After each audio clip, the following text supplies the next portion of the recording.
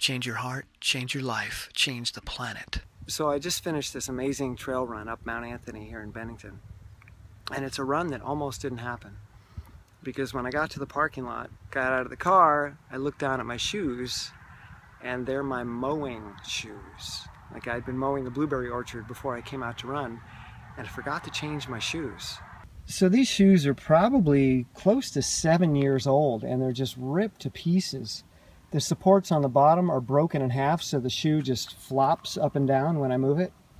They're just torn and ripped everywhere. I'm not wearing socks, and I just wasn't set up to run. And I also just wasn't feeling it. I was tired. It's super hot today. It's about 90 degrees and really, really humid. And I thought, you know what? I'll go home and maybe I'll do a run at the house, a little thing, but I'm gonna bail. You know, I tried, but I didn't succeed. So then I stopped myself. I took a pause and I said, what's your goal? Is your goal to run up Mount Anthony? Is your goal to run in the proper equipment? Is your goal to be perfectly comfortable before you take a step? Like, what is your goal? What do you really want? What are you hoping to get out of this run and out of this training? And I paused and I really thought about it. And the conclusion that I came to, or the answer that came out of my mouth was, I want to learn how to get into action no matter what.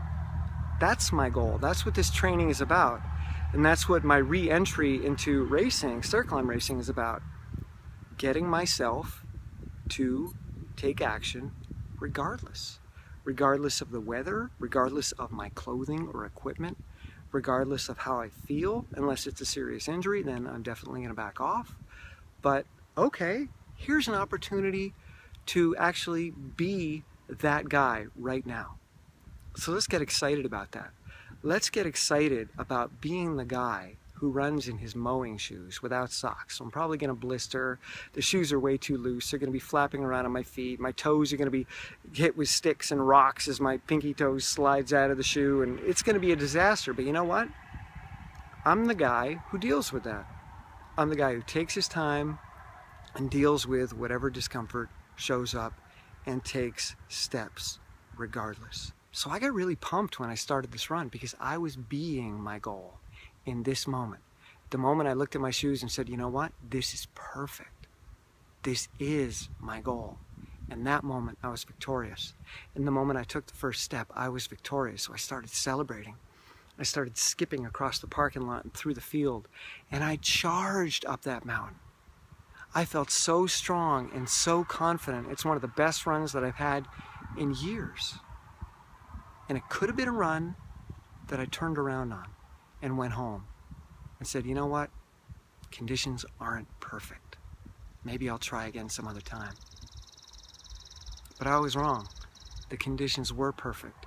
These were the perfect shoes to enjoy this run. These were the perfect shoes to fully immerse myself in this moment and in my real goal. Not meeting all my training goals and doing well in the race. That's not my goal. My goal is to get into action again and again and again, regardless of what shows up. Rock the obstacle. Celebrate the obstacle. I love you guys. See ya.